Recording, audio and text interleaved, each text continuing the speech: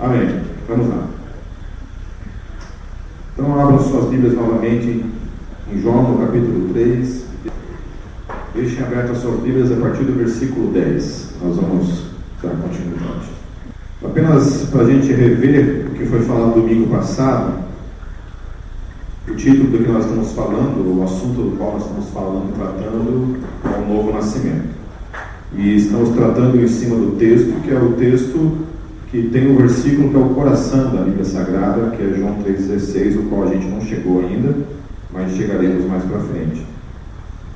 Que é a questão de que Deus amou o mundo de tal maneira que deu o seu único Filho para que todo aquele que nele crê não morra, mas tenha a vida eterna.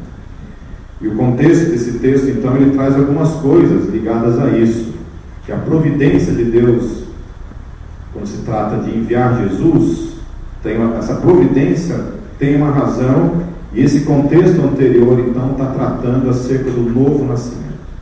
Amém? Então, a gente viu primeiramente a questão da posição de Nicodemos dentro do judaísmo, em especial na cidade de Jerusalém, que era a principal cidade para o povo judeu, uma vez que nela se encontrava o templo.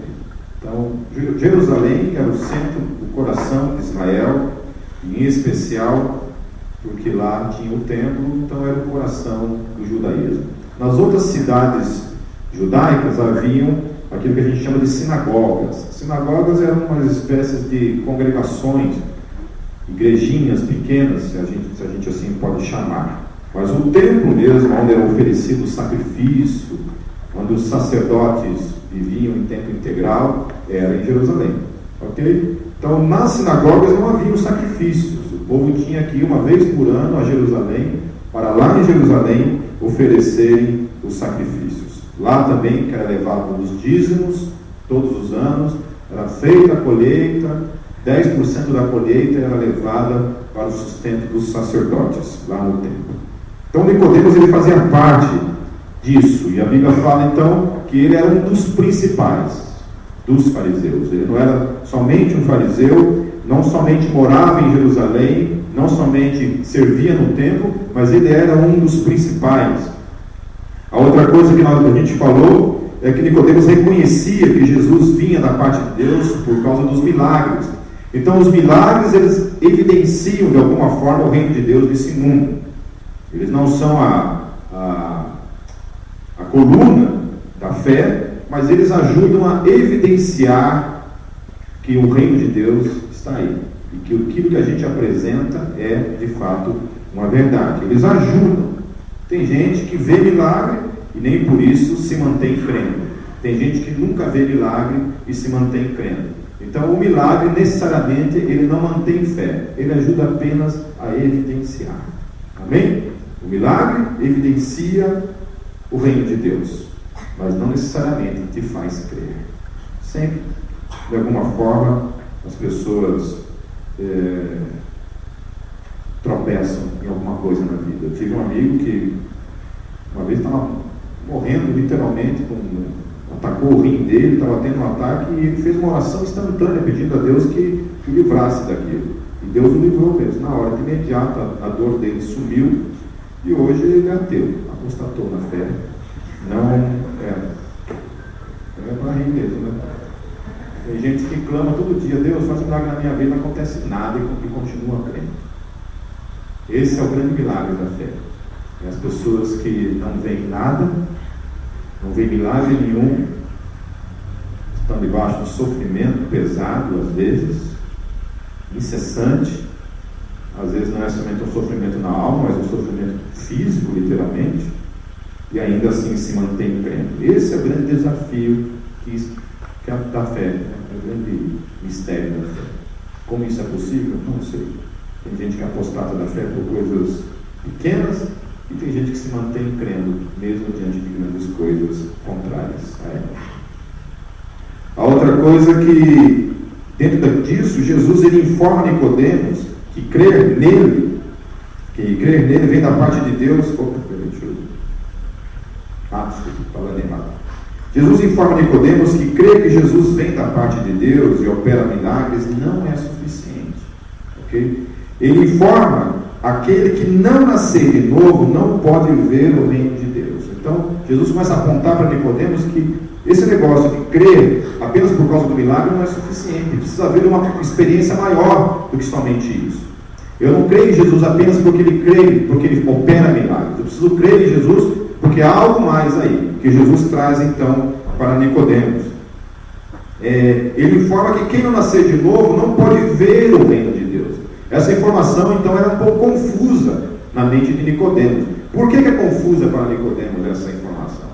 Quando Jesus fala, olha, se você não nascer de novo, você não pode ver o reino de Deus. Por que é confusa essa informação?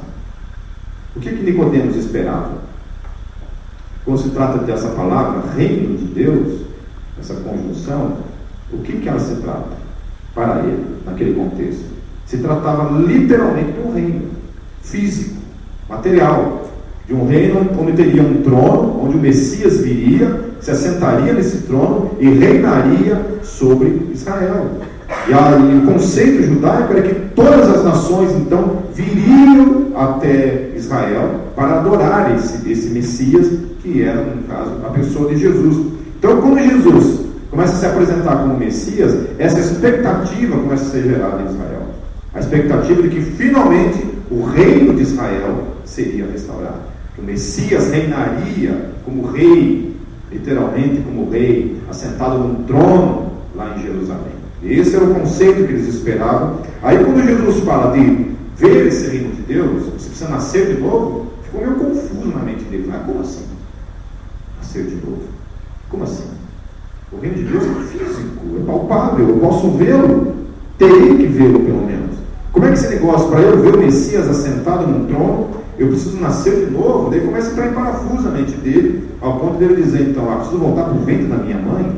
Essa era a grande confusão que isso estava gerando na cabeça dele. Então, esta informação, nascer de novo, com essa informação de um reino físico, é um grande problema. Era um grande problema para ele. E de fato, isso acabou se tornando um problema até hoje, né? Porque até hoje Israel espera esse Messias vir e restaurar o seu reino. Até hoje. Depois de 2000 anos que Jesus esteve na terra, até hoje as pessoas, os judeus esperam esse grande dia. Mas vou dizer mais, tem uma coisa que vai além disso.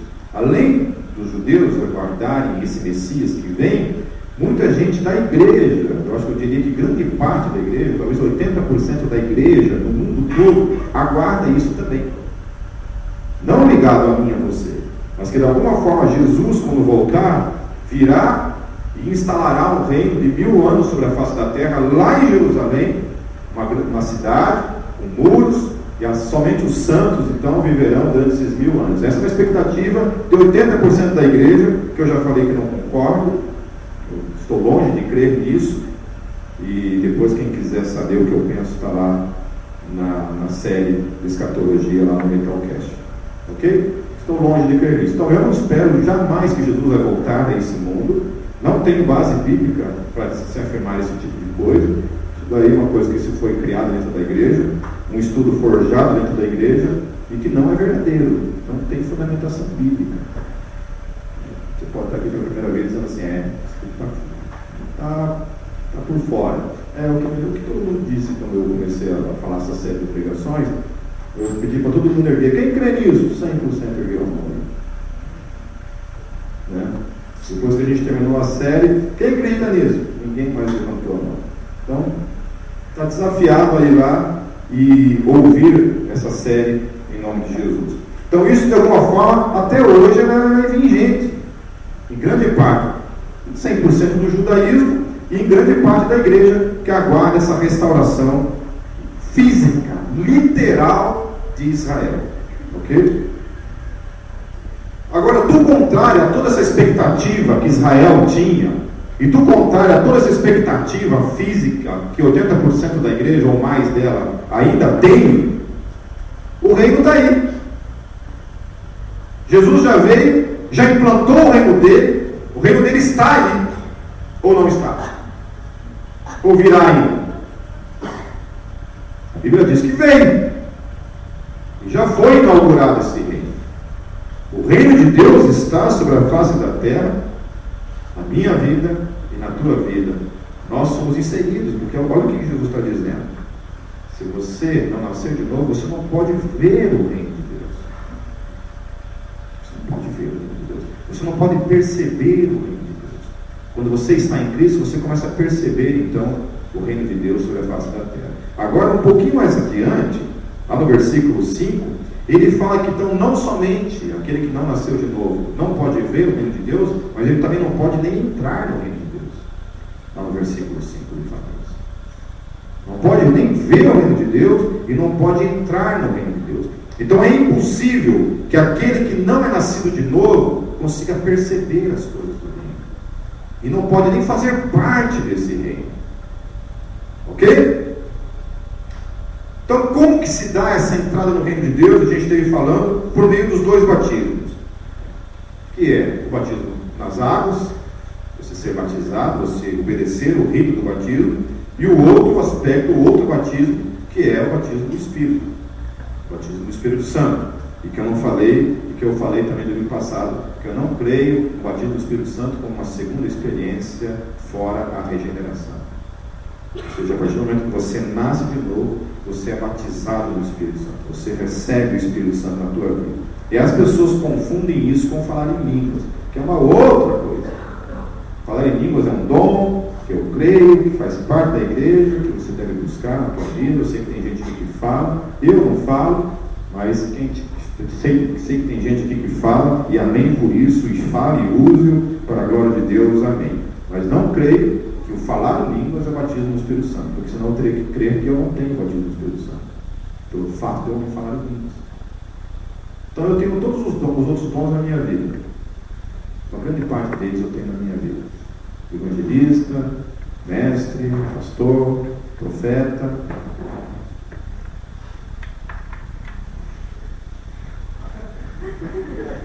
Todo domingo tem uns barulhos estranhos, né? Então tem esses dons na minha vida. Mas o filho não é batizado no Espírito Santo. Por quê? Porque ele não fala em línguas. Meu Deus do céu. Que doutrina é essa? Não é? Esquisito, não é? Bom, mas tem quem crê e aí compete a cada um estudar, biblicamente falando, o fundamento dessa doutrina. Amém?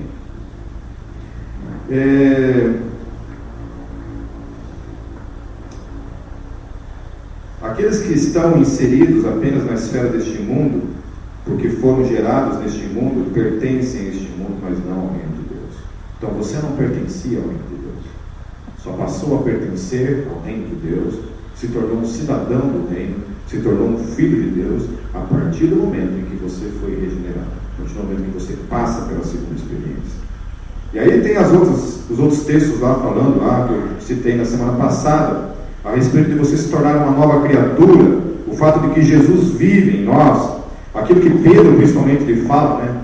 Ele fala assim: bendito seja o Deus e Pai de nosso Senhor Jesus Cristo, que segundo a sua grande misericórdia, nos gerou de novo para uma viva esperança pela ressurreição de Jesus Cristo dentre os mortos. Aleluia. Amém. Eu e você fomos gerados de novo. Aquele nascimento, então, gerado pelo meu pai e pela minha mãe, não é dessa geração que nós estamos falando. Nós estamos falando de você, literalmente, ser gerado de novo por meio do Espírito Santo.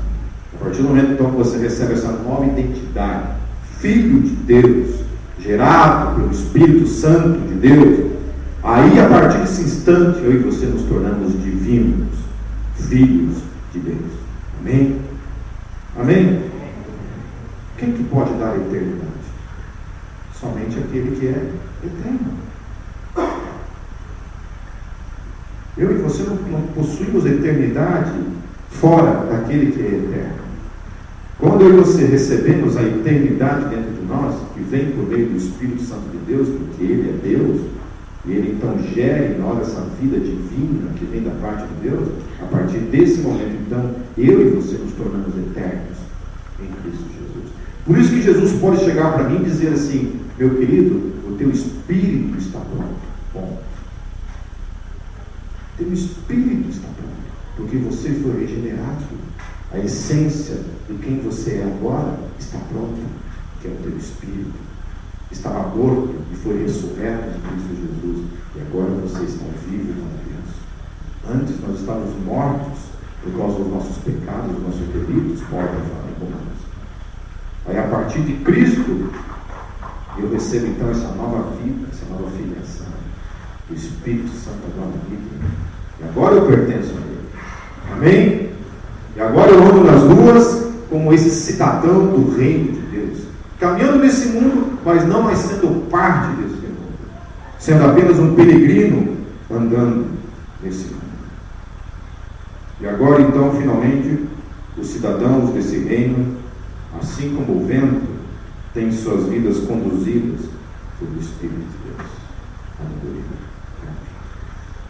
Aleluia e amém. Então os filhos de Deus, eles entendem as implicações dessa realidade do que Ele é e quem Ele é. Uma vez que Ele é filho de Deus, uma vez que Ele é renascido, que Ele é cidadão do céu, amém?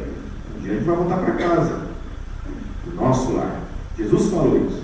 Eu irei e vou preparar um lugar para cada um de vocês. Amém? Aguenta a favela aí. Por enquanto. Logo, logo. Logo, logo. Nós andaremos em ruas de ouro. Em lugares inimagináveis. Perceberemos coisas que jamais sonhamos de perceber. Veremos Deus face a face.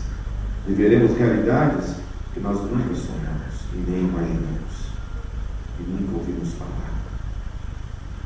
Hoje um rapaz publicou lá no Facebook que vão construir a Minas Tirith, a cidade lá dos Senhor dos Anéis, a cidade branca. Tirith, isso. Lá na montanha. Eu já falei, vou morar lá. Partiu Minas Tirith. Cidade linda, eu fico pensando o que nos dá, o que é que nos dá. Então, continuando a parte que compete a hoje, no versículo 10 diz assim: Jesus respondeu e disse: Tu és mestre de Israel e não sabes isto. Então Jesus, ele não tem uma conotação de surpresa por perceber que Nicodemos não compreendia estas coisas, porque essas coisas não podem ser compreendidas por quem não é renascido, por quem não recebe a revelação da parte de Deus. Essas coisas não são coisas percebíveis facilmente por qualquer um. É por isso que quando você está num lugar, a primeira vez que você escuta do Evangelho, um monte de gente está junto com você e não entende nada do que o cara está falando. Por exemplo, pode ter gente nessa hora que não está entendendo nada do que eu estou falando.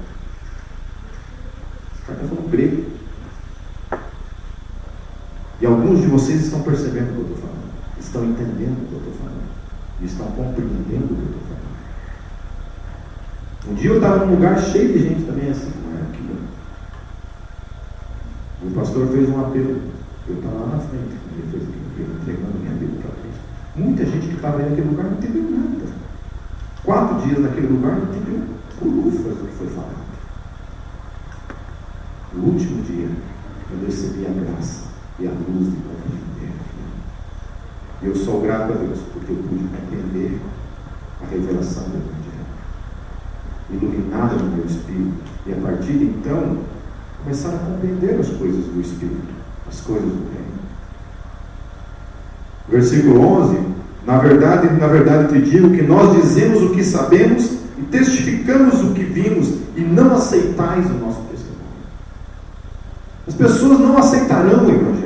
As pessoas não querem saber do Evangelho. Depois, no final, a gente vai entender por que as pessoas não querem o Evangelho, e eu e você também não queríamos. E foi somente pela graça de Deus que a gente encontrou graça para querer, porque nem isso nós não queríamos. Quando me falavam do Evangelho, meu irmão havia se convertido antes de mim, e tinha um cara chato, crente, que morava lá no nosso hotel. O cara era muito chato. Jesus o tempo todo, insuportavelmente crente. Eu fugia dele o tempo todo. Não queria entendê-lo. Não queria ouvir as coisas que ele falava. Por que não? No versículo 12, ele fala que se vos falei de coisas terrestres e não crestes, como crereis se vos falar das celestiais? Então, são coisas que Jesus está falando de coisas terrestres. Ele define então que essas realidades são realidades para o agora. É nesse mundo que precisa acontecer. Não é depois que você morre. É agora. Agora é o tempo de eu e você renascermos do Espírito. Ele está propondo isso. Essas coisas que eu estou falando são coisas terrenas. São coisas que devem acontecer no aqui e agora. E eu e você precisamos estar atentos a isso. Porque depois que morre, já era. Não há como haver algum tipo de experiência mística, sobrenatural, lá no Hades, lá no além, lá no inferno, lá no Geena. Não há possibilidade. Hebreus fala isso, porque o homem está ordenado morrer uma única vez, vindo depois disso o juízo. Então todo aquele que não está inserido no reino de Deus, que é parte do reino de Deus, vai passar por esse juízo. Será condenado, será julgado, porque não é parte do reino de Deus. Nós precisamos entender isso, que só vai viver eternamente com Deus aqueles que são parte do reino dele, que estão debaixo do senhorio desse rei, desse Senhor e Salvador das nossas vidas. Amém? Glorifique a Deus. Então, a gente cantou essa canção 10 mil razões, né, para louvar a Deus. Você tem uma razão que está acima de qualquer outra. O fato de você fazer parte do reino de Deus e saber que mesmo que os seus olhos se fecharem para este mundo, você é eterno por causa daquele que habita na tua vida. Amém? No versículo 13, Jesus ele fala: ora, ninguém subiu ao céu senão o que desceu do céu, o Filho do Homem que está no céu. As coisas que ele falaria acerca do céu é porque ele veio de lá. O Filho do Homem estava no céu, ele veio do céu. Ninguém jamais subiu e voltou ao céu, e voltou do céu. Há experiências místicas de pessoas que são arrebatadas no Espírito, e Paulo, inclusive, fala que ninguém sabe, nem ele mesmo sabia explicar como aquilo se dava. Ele falava assim: conheço um homem que foi até o terceiro céu e viu coisas que não podem ser faladas. Eu não posso falar. Se for na carne, eu não sei. Se for no Espírito, eu não sei. Esse dia eu vi uma mulher que foi 30 vezes para o inferno. Não sei se foi 30, se foi 15. Às vezes eu tenho uma mania de exagerar um pouquinho. Acho que vamos falar que foi 3. Daí a gente começou até a zoar lá. Falou assim: pô, essa é ruim mesmo, nem o capeta quer. Toda vez que ela vai, eu já mando ela de volta. Sai daqui, não te quero aqui. Mas que tem aí no 15 vezes no inferno. Eu não sei, eu tenho uma dificuldade de entender essas coisas, de compreender essas coisas. Eu creio que Deus pode falar com você por meio de sonhos. Eu creio. Eu tive sonhos assim que beiravam a realidade, que parecia ser muito real, e com as coisas espirituais. Agora, aí já acreditar literalmente que ela fala que ela foi fisicamente no inferno, no testemunho dela. De Jesus, essa tocha mesmo, né, cara? Vai fisicamente para o inferno 15 vezes, vê coisas lá. E aí foi meio que absurdo, assim, porque no céu, o que ela viu no inferno, eu estou falando isso que é porque eu acho que a gente tem que pensar acerca das coisas. Não é aquilo que é dito em nome de Deus, a gente simplesmente diz amém. Tudo aquilo que é dito em nome de Deus, você tem que ter a capacidade de pensar acerca daquilo, se aquilo tem coerência, se aquilo é bíblico.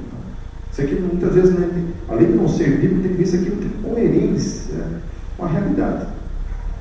Não porque eu não creio em realidades espirituais, creio nisso. Agora, quando a pessoa fala que vai para o inferno fisicamente, Deus começa a falar: peraí. Talvez. Mas aí começa a ficar incoerente para mim quando a pessoa fala que no céu existe um lugar para cada tipo de pecado.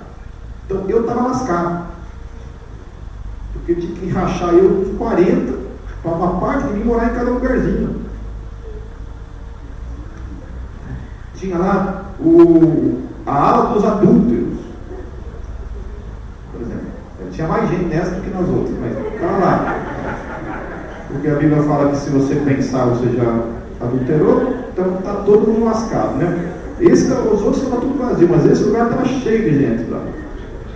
Daí tinha o lugar dos homicidas, né? Aí a Bíblia fala que aquele que fala mal do seu irmão, xinga o seu irmão, já é réu do fogo do inferno, já é um assassino por... Então, umas coisas incoerentes que eu não consigo entender que o inferno seja assim. Essa coisa é tão bonitinha, com chave, cadeia, né? Demônio, porteiro, negócio ali, né? Secretário, você escreve lá assim, né? Mas também. Aí compete também a cada um que quiser acreditar ou não nisso. Eu creio no inferno, ok? Amém? Creio. Não vou para lá, mas quem quiser ir, fica à vontade. Se quiser um dia ir com ela junto, vai.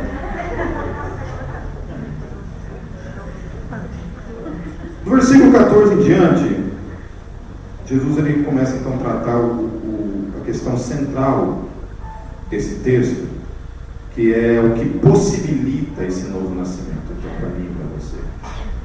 Nós fomos chamados, então, existe essa condição de que para você entrar no reino de Deus, você precisa nascer de novo. Daí como se dá isso? Então, por meio do batismo do Espírito. Aí ele coloca aqui o coração dessa realidade. Começa lá no versículo 14. E como Moisés levantou a serpente no deserto, assim importa que o Filho do Homem seja levantado. Para quem não está acostumado com a Bíblia, com a leitura bíblica, esse contexto, essa história que ele está falando aí, é uma história que aconteceu no Antigo Testamento, quando o povo de Israel havia pecado contra Deus, e Deus havia amaldiçoado o povo, e Deus havia mandado serpentes peçonhentas para picarem as pessoas e matarem essas pessoas. E muita gente começou a morrer por causa do deserto, não tinha, imagina aqueles tempos, né? Então as pessoas começaram a morrer. Moisés vai até Deus, clama a Deus pelo povo. Deus fala assim: então é o seguinte, você vai fazer uma serpente de bronze, vai criar essa serpente e vai levantar essa serpente. Todos aqueles que foram picados pelas serpentes deverão olhar para essa serpente e serão curados. E isso aconteceu. Agora, isso traz uma reflexão muito interessante a respeito disso. O texto fala assim: a pessoa que olhar para a serpente e sentir uma emoção muito forte será curada? Não, né? A pessoa que olhar para a serpente e tiver uma crise existencial naquela hora ali, ela vai deixar de ser curada? Não. O texto fala desse ato de fé. Quando você olha para a serpente, você é curado por meio de um ato de obediência. Deus estipula as formas como Ele quer salvar as pessoas. Deus poderia ter curado todo mundo, simplesmente curado? Sim, poderia ter curado. Mas Ele não. Ele estipula. Tem coisas no Antigo Testamento, assim, na construção do templo, que eu fico pensando: para que isso? Para que isso? Mas o nosso Deus, Ele determina as formas em que Ele quer. É a grande crise de muita gente com relação a Deus, né? Deus, por que o caminho tem que ser esse? Por que não esse? Aí Deus fala: não interessa. O que você acha? Deixa de pensar. Há uma realidade bíblica, é que Deus nunca pediu a opinião do homem quanto àquilo que Ele quer fazer. Ele nunca perguntou para mim o que eu queria com o projeto de vida. E há muitas canções por aí hoje que é assim, né? Você cria o teu sonho e você vem, apresenta o teu sonho diante de Deus e olha aí: Deus, assina aí. E banca, né? Além de assinar, tem que bancar. Os apóstolos não. Eles tinham lá a vida deles, eles são desafiados a seguirem o mestre, eles vão seguir o mestre, e Deus tinha todo um plano para eles. Eles simplesmente assinam o plano e vão até o fim dos seus dias servindo o Rei dos Reis. Porque tudo o que importa é a vontade do Rei. Amém? Amém? Não é a vontade do Rei que importa? Então é o que o Rei determina. Versículo 15 diz assim: para que todo aquele... Vou voltar no 14 aqui para a gente entender. E como Moisés levantou a serpente no deserto, assim importa que o Filho do Homem seja levantado, para que todo aquele que nele crê não pereça, mas tenha a vida eterna. Porque Deus amou o mundo de tal maneira que deu o seu Filho unigênito, ou Filho único, para que todo aquele que nele crê não pereça, mas tenha a vida eterna, porque Deus enviou o seu Filho ao mundo, não para que condenasse, para que condenasse o mundo, mas para que o mundo fosse salvo por ele. Quem crê nele não é condenado, mas quem não crê já está condenado, porquanto não crê no nome do unigênito Filho de Deus. E a condenação é esta, que a luz veio ao mundo, e os homens amaram mais as trevas do que a luz, porque as suas obras eram más.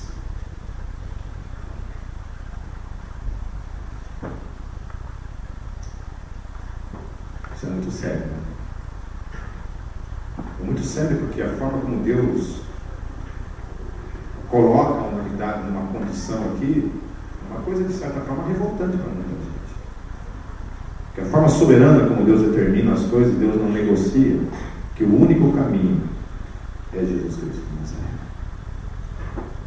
Que isso é inegociável, que eu não tenho como colocar ser ecumênico nesse sentido. Eu vou falar isso com cuidado, não porque eu tenho medo de falar, mas porque tem gente que às vezes acha que eu falo muito exageradamente isso, mas não há forma de eu colocar numa mesma bancada assentado Maomé, Allan Kardec, Krishna, Buda,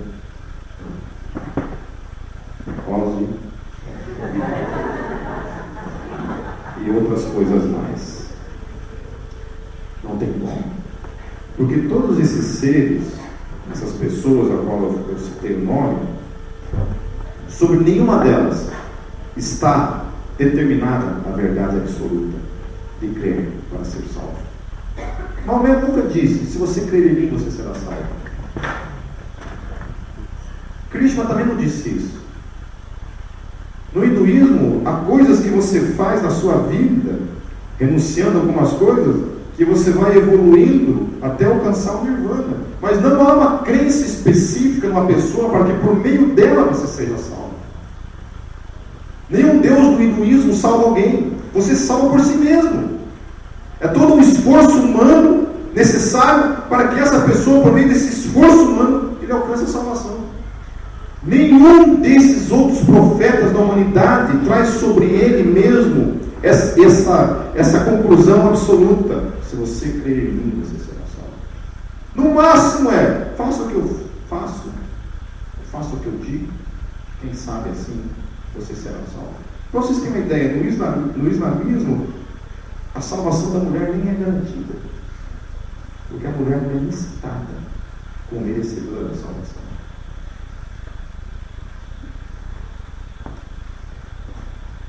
O cristianismo é a única religião na face da terra que coloca todos os seres humanos no mesmo pé de igualdade.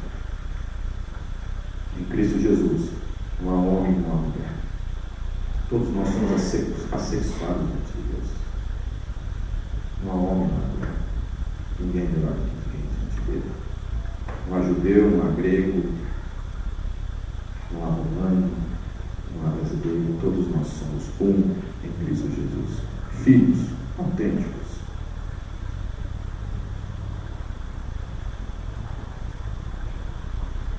Jesus ele vem e se apresenta então não como aquele que veio para condenar o mundo, mas veio para salvar o mundo. Mas um dia essa história irá terminar. Um dia ele voltará. E olha a diferença.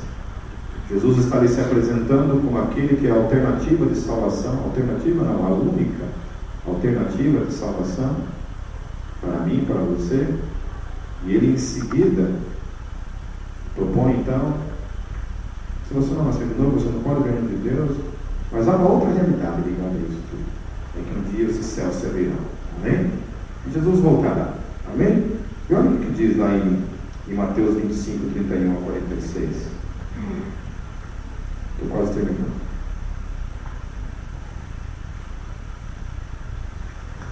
Diz assim: então o rei, amém? Nós temos um rei. Amém? Nós temos um rei. Então o rei dirá aos que estiverem à sua direita: venham, benditos de meu Pai, recebam como herança o reino que lhes foi preparado desde a criação do mundo. Pois eu tive fome, e vocês me deram de comer. Tive sede, e vocês me deram de beber. Fui estrangeiro, e vocês me acolheram. Necessitei de roupas, e vocês me vestiram. Estive enfermo, e vocês cuidaram de mim. Estive preso, e vocês me visitaram. Então os justos lhe responderão: Senhor, quando te vimos com fome, te demos de comer, ou com sede, te demos de beber? Quando te vimos como estrangeiro e te acolhemos, ou necessitado de roupas e te vestimos? Quando te vimos enfermo ou preso e fomos te visitar? O rei responderá: digo-lhes a verdade, o que vocês fizeram a algum dos meus menores irmãos, a mim o fizeram. Então ele dirá aos que estiverem à sua esquerda: malditos, apartem-se de mim para o fogo eterno, preparado para o diabo e os seus anjos. Pois eu tive fome, e vocês não me deram de comer. Tive sede, e não me deram para beber. Fui estrangeiro, e vocês não me acolheram. Necessitei de roupas, e vocês não me vestiram. Estive enfermo, e vocês não me visitaram. Vocês estão percebendo que essas características aqui são características dos cidadãos do bem? Jesus está apontando características que pertencem aos cidadãos do bem. Ele está apontando características que pertencem aos que não pertencem. Daí ele continua dizendo assim: eles também responderão: Senhor, quando te vimos com fome, ou com sede, ou estrangeiro, ou necessitado de roupas, ou enfermo, ou preso, e não te ajudamos? Ele responderá: digo-lhes a verdade, o que vocês deixaram de fazer a alguns destes mais pequeninos, também a mim deixaram de fazer. E estes irão para o castigo eterno, mas os justos para a vida eterna. Aleluia. Quando eu olho para esse texto também, uma das coisas que hoje em dia tem se disseminado no coração da igreja é a crença de que o inferno não será eterno. Por mais que a Bíblia fala que é eterno, os caras falam que não é eterno, baseado no conceito emocional. Hoje em dia existe muito do que a gente chama de teologia emocional. E essas teologias emocionais, elas têm trazido novos tipos de teologias para dentro da igreja. Uma teologia emocional, por exemplo, é você dizer que Deus, por ser amor, Ele não condenará ninguém ao inferno. Por quê? Porque Deus ama. Essa é uma teologia que ela passa pelo coração das emoções. É assim, por exemplo, Pipe, você condenaria teu filho, por pior pessoa que ele fosse, você condenaria ele a uma eternidade no inferno? Eu não. Com certeza não. Então por que você acha que Deus fará isso? Porque Ele escreveu isso aqui. E eu não tenho nada a ver com Deus. E aí assim, eu delegar a Deus uma característica que é minha, humana, né? Por exemplo, tem muita gente que se eu pudesse matar, eu matava. Se eu pudesse fazer assim, pum, morre, porcaria. Sabe aqueles carros que param do lado e ficam pum, pum, pum, pum? Esses todos. Sem exceção.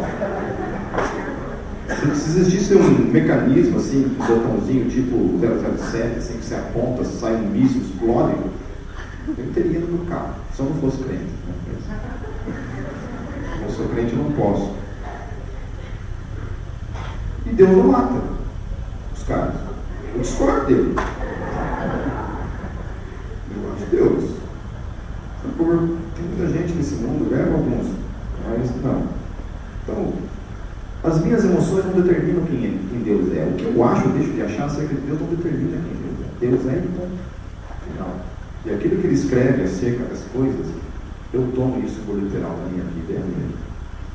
Se não existisse na Bíblia textos que falassem acerca de um castigo eterno e acerca de uma vida eterna, porque pare comigo para pensar. Se o inferno é eterno, Por que o céu então é eterno? Pense comigo.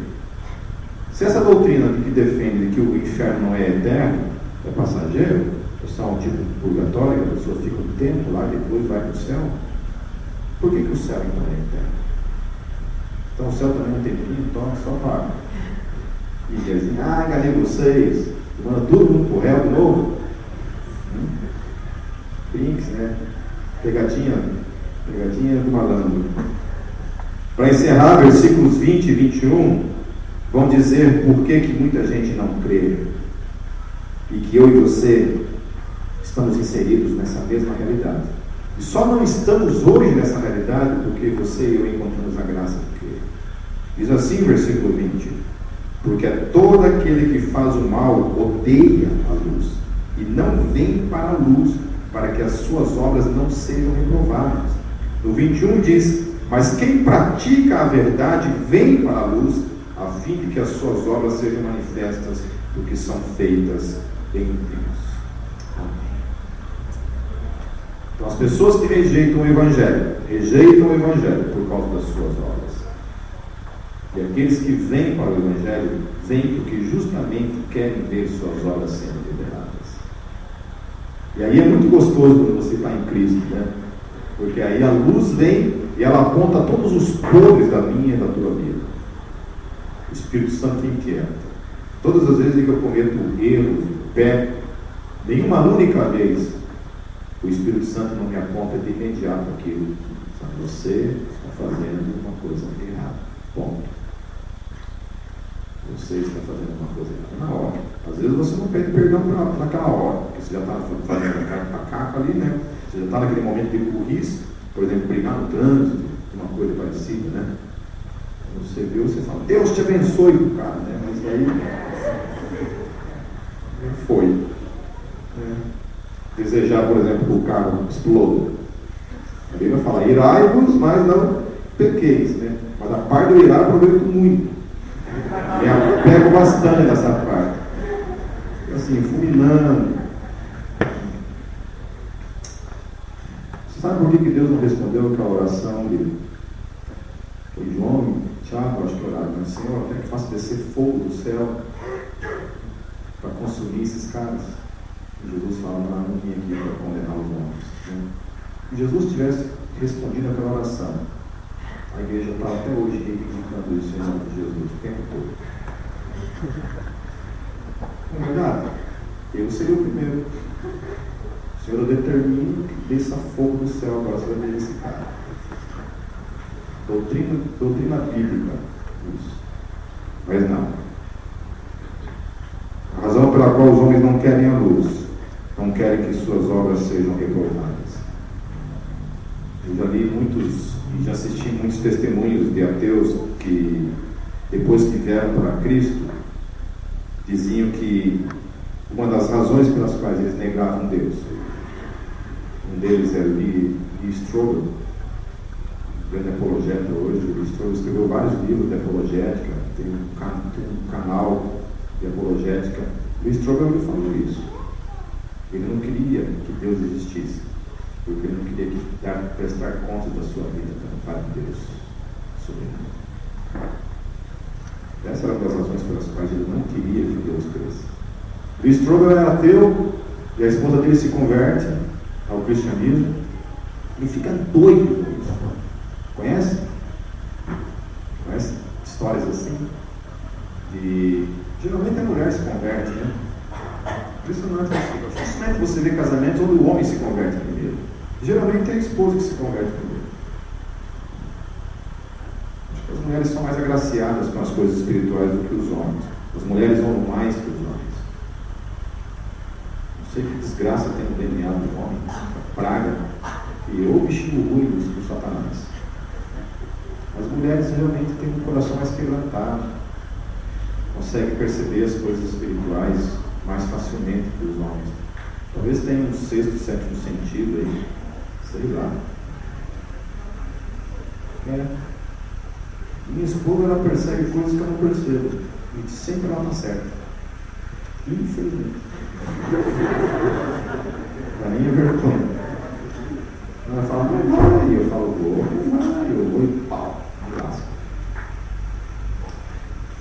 A mulher que lhe trouxe se converte e ele coloca uma proposta no coração dele. Ele é um jornalista renomado e ele coloca uma proposta no coração dele. Eu vou provar para você e para o mundo que o cristianismo não faz. E ele começa a pesquisar e correr atrás de tudo que é fonte para destruir o cristianismo. Ele fica, não sei se é 1 ano, 2 anos, pesquisando, correndo, viajando o mundo todo, estudando, lendo muito. E por causa dessa investida dele, ele foi atrás, não do cristianismo popular, não desse cristianismo de rua, não desse cristianismo da irmãzinha de coque, não desse cristianismo de Facebook, que todo mundo lá é profeta, teólogo, não disso. Ele foi ver o que era o cristianismo de verdade. A outra história é que dessa investida dele de quase 2 anos para destruir o cristianismo, nasceram 2 livros: Em Defesa da Fé e Em Defesa de Cristo. Ele chegou à conclusão de que o cristianismo é a verdade. Aleluia. Recebeu o novo nascimento em sua vida e hoje está inserido no meio. Recebeu a graça para criar. Feche seus olhos.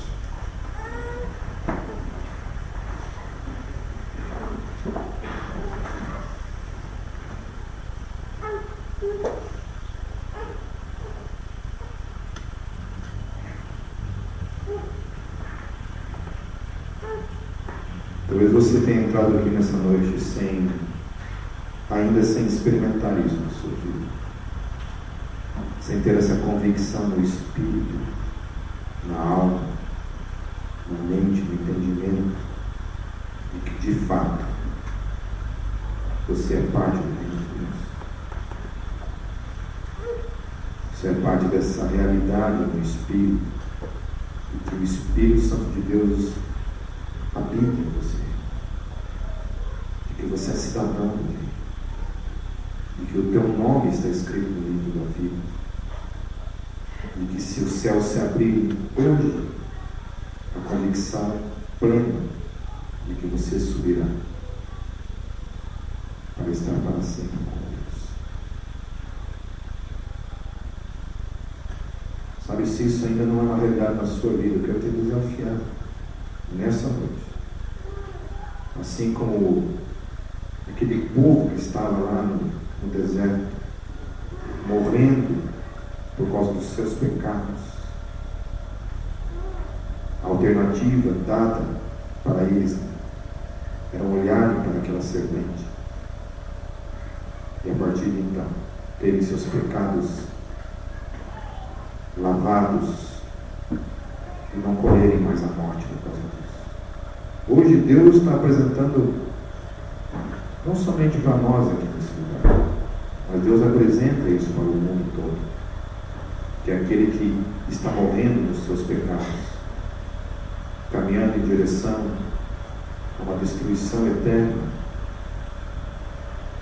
Ele apresenta o Filho dele, pendurado na cruz,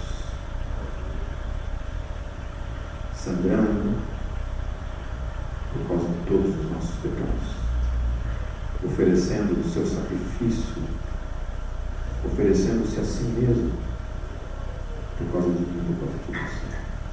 Hoje essa é, hoje, ontem e para sempre, é a única alternativa para a humanidade, para mim e para você. Eu quero te desafiar mesmo a hoje não sair deste lugar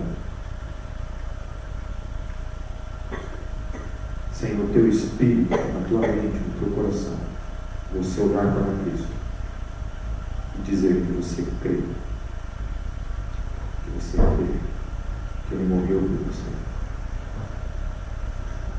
Você entregar a sua vida hoje para Ele e dizer: Jesus, vem viver na minha vida, perdoe os meus pecados, porque eu eu sou um pecador, eu preciso do teu perdão na minha vida. Convide para entrar na sua vida. Se arrependa dos seus pecados e receba na sua vida hoje o Espírito Santo de Deus como parte da sua vida. Seja inserido no reino de Deus hoje. Se você quiser chegar em casa e fazer isso no teu secreto, é só você e Deus, na tua cama. Chega em casa, se ajoelhe do lado da tua cama e faça essa oração. Faça uma oração genuína, entregue da tua vida para Deus. Senhor Deus, eu quero te agradecer, Senhor, pela graça que nós recebemos hoje de receber essa palavra nas nossas vidas. Para alguns de nós, Senhor, é apenas um tempo de rever o quanto isso daqui, Deus, é realidade de fato na nossa vida. O quanto nós experimentamos de verdade, Deus, isso aqui na nossa vida. Porque os teus redimidos, os teus santos, aqueles que foram salvos, devem andar, Deus, em novidade de vida. Convictos, Deus, de que nós não somos mais parte desse mundo, e que somos parte do teu mundo. Que a nossa vida, Deus, deve caminhar segundo a tua graça, segundo a tua vontade. Debaixo agora da bandeira do teu amor, da tua misericórdia. Obrigado, Jesus, por essa revelação nas nossas vidas. Obrigado. Em teu nome, eu oro e eu te agradeço. Amém. Deus os abençoe, meus queridos.